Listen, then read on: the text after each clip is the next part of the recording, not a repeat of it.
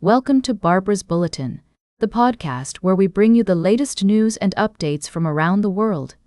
As we dive into our first segment, we're taking a closer look at the ongoing partial government shutdown and its far-reaching effects on various industries, including aviation.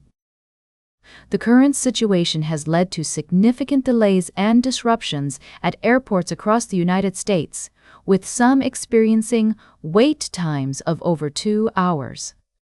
The Transportation Security Administration, or TSA, is among the agencies affected by the shutdown, with many of its employees working without pay.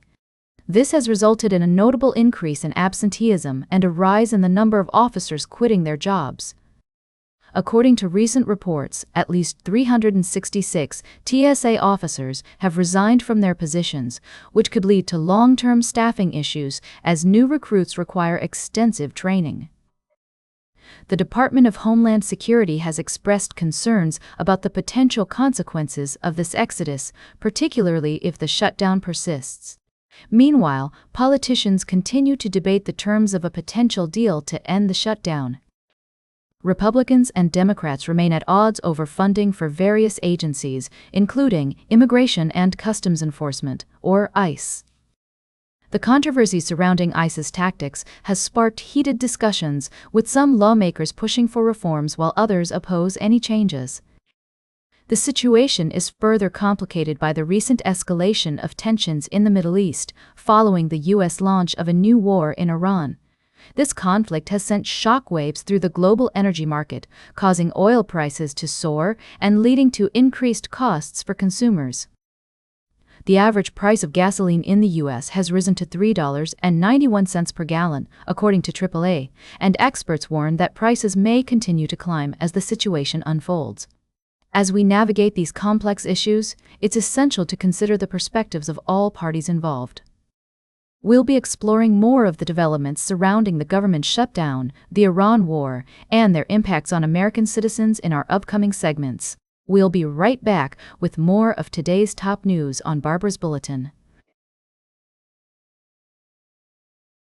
Welcome back to Barbara's Bulletin. Today, we're going to delve into a series of international stories that have caught our attention. Firstly, let's head to Central America, where a significant development in the fight against organized crime has taken place. Costa Rica, known for its strong stance against corruption and its commitment to justice, has made history by extraditing one of its own nationals to the United States.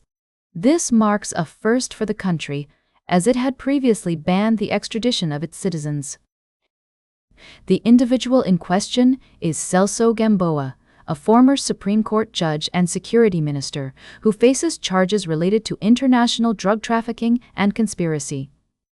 This move is seen as a strong message from Costa Rica that no one is above the law, regardless of their position or nationality.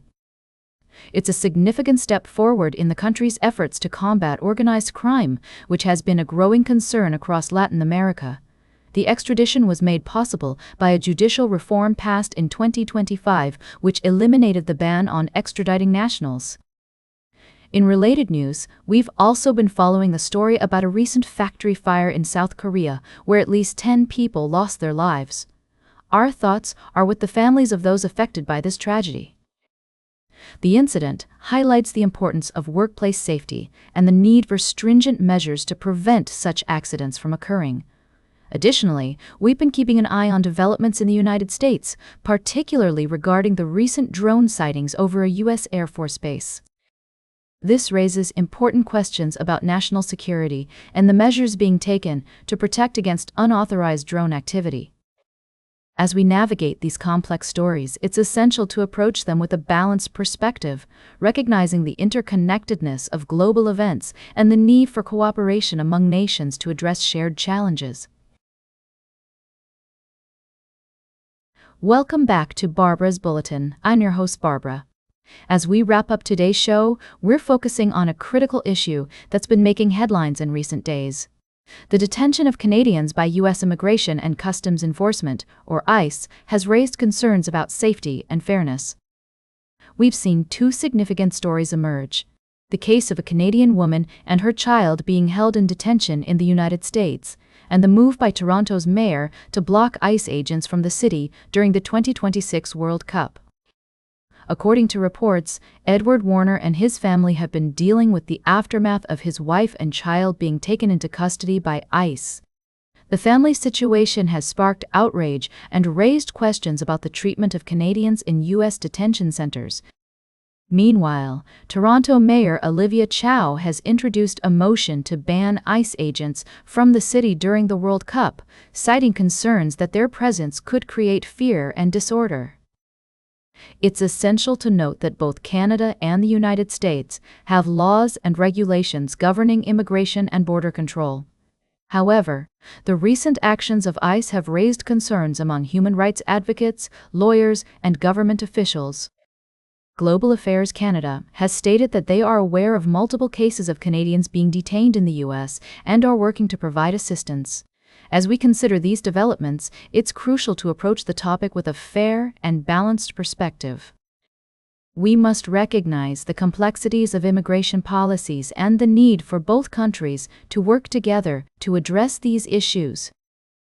The World Cup is an opportunity for nations to come together in the spirit of friendship and competition, but it also highlights the importance of ensuring that all visitors feel safe and welcome.